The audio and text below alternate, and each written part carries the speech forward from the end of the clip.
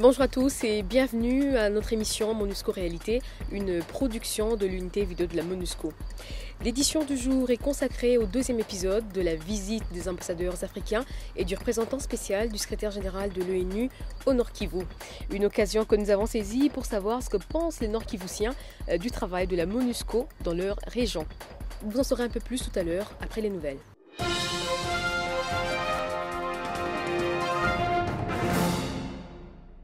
Comme chaque année, le monde a célébré ce 8 mars la Journée internationale de la femme.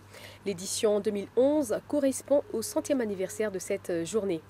La journée avait comme thème au niveau mondial égalité d'accès à l'éducation, à la formation, à la science et à la technologie vers un travail décent pour les femmes. En République démocratique du Congo, le thème national était l'accès égal à la formation, mêmes opportunités pour un Congo paritaire. La journée a été célébrée dans la capitale comme dans les autres provinces. À Kinshasa, la MONUSCO a organisé une journée commémorative le 9 mars au camp du bataillon ghanéen avec comme thème « Les femmes au premier plan de la paix ». Le thème choisi pour la commémoration de la JIP 2011 en RDC, à savoir accès égal à la formation, mêmes opportunités pour un Congo cinquantenaire, témoigne des besoins réels du contexte de la RDC et des responsabilités communes et partagées en tant que catalyseur par excellence, visant à pousser une nouvelle génération à agir en faveur de l'égalité des sexes et l'accroissement des compétences des femmes et filles en RDC. Cette journée de la femme a également été célébrée à Goma dans la splendeur. Les femmes, en nombre desquelles celles de la MONUSCO, y ont organisé un défilé gigantesque et coloré. Dans la foulée d'une campagne régionale lancée en début d'année et dénommée « Rejoins-moi au pont », la journée a été marquée par une cérémonie de construction par des femmes congolaises et rwandaises d'un pont virtuel dénommé « Pont de la paix » à la frontière entre la RDC et le Rwanda. Par cet engagement, les femmes des deux pays décident de briser le silence pour poser un acte symbolique mais de grande portée pour la paix. Il s'agissait en fait pour ces dernières, à travers ce pont, de consolider les liens de solidarité et de paix entre les deux pays. Nous voulons un environnement sain où nous pouvons travailler, cultiver ensemble. Nous voulons un environnement où nous pouvons réussir ensemble. Nous voulons un environnement sain où nous pouvons danser, chanter ensemble. Nous voulons un environnement où nos enfants peuvent aller à l'école ensemble. Restons au Nord Kivu ou à Otobora, territoire de Walikale, la MONUSCO y a inauguré l'école primaire de Luhoho. Un soulagement pour les responsables éducatifs locaux, pour les enseignants, les élèves et aussi les parents d'élèves. Les travaux de réhabilitation de l'école dénommée École de la paix et du cinquantenaire ont duré 9 mois pour un coût global de 40 000 $ américains. Elle a été inaugurée le 10 mars dernier par le représentant spécial du secrétaire général de l'ONU en RDC, M. Rogemis. 12 mois après, nous avons aujourd'hui le privilège d'inaugurer l'école primaire d'Otobora, composée de 6 classes, un bureau et des sanitaires, qui me permettra la scolarisation dans de bonnes conditions d'environ 200 élèves et 10 enseignants. Mais cette œuvre est le résultat de longs et durs efforts.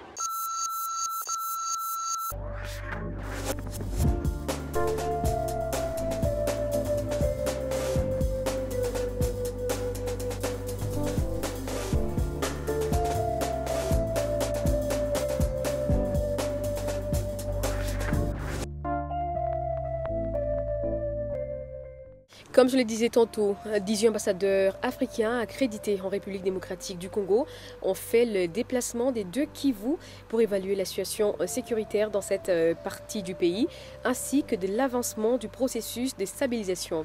Au menu de leur séjour, des rencontres avec les autorités civiles et militaires et la visite d'infrastructures réalisées dans le cadre du STAREC. Qu'ont-ils retenu Qu'attendent les Congolais de cette visite? Par ailleurs, cette visite intervient quelques mois de l'anniversaire ou du premier anniversaire de la MONUSCO. Nos reporters sur place ont voulu parallèlement poser quelques questions nord-kivusiens sur la MONUSCO. Qu'en savent-ils? Qu'en attendent-ils? Élément de réponse dans ce reportage.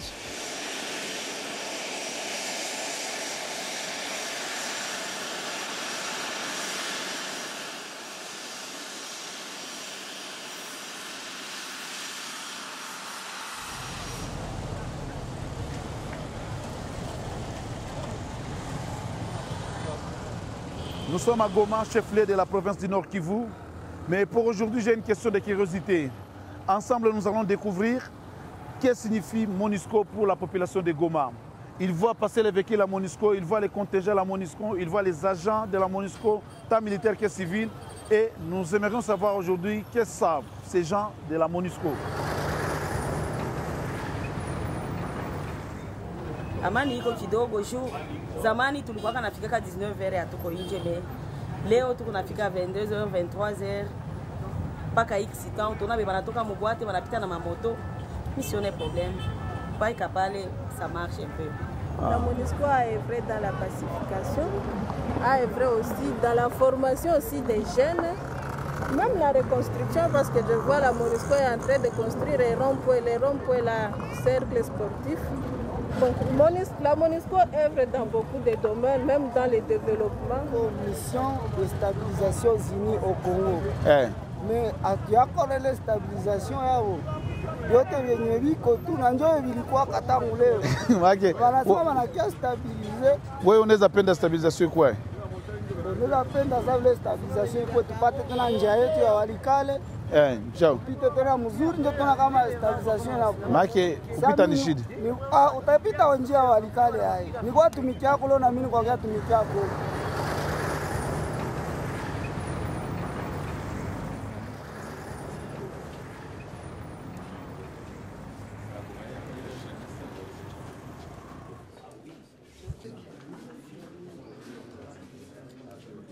Cette visite nous permettra d'informer objectivement nos gouvernements et dans le cadre bilatéral, puisque notre présence ici en République démocratique du Congo s'inscrit dans le cadre des relations bilatérales que chacun de nos pays entretient avec la République démocratique du Congo. Donc c'est dans ce cadre que, une fois nos gouvernements informés, ils pourraient voir dans quelle mesure et en fonction des moyens des uns et des autres, ils peuvent intervenir pour manifester leur solidarité et apporter leur contribution à la résolution des problèmes qui se posent dans le Kivu.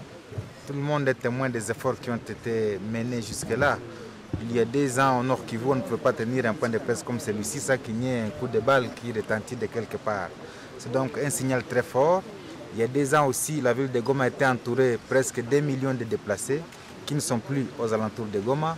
Il y a 2 ans, je ne peux pas moi-même quitter la ville de Goma pour aller dans la profondeur de la province à 20 km, mais maintenant tout cela est inversé, tout cela est possible. Je viens de faire un rapport au Conseil de sécurité concernant la situation générale au Congo. J'ai souligné avec les membres du Conseil et les membres d'État le progrès réel qui a été achevé jusqu'à présent, mais j'ai fait référence aussi aux défis qui restent et des choses à faire, que nous savons tous sont encore énormes. Des échanges avec les autorités provinciales et militaires, il ressort que les ambassadeurs africains sont optimistes sur les processus de stabilisation et le retour de la sécurité. À titre illustratif, grâce au travail conjoint des FARDC et des casques bleus, les rebelles hutus-rwandais, dont l'effectif est estimé à 6000 combattants il y a environ 6 ans, ne sont plus qu'un millier aujourd'hui. De l'avis des habitants de Goma, dans leur vaste majorité, la sécurité est devenue une réalité dans leur localité. Cette sécurité doit cependant s'étendre à tout l'ensemble de la province. Un souhait que, au-delà des Kivusiens, partagent tous les Congolais.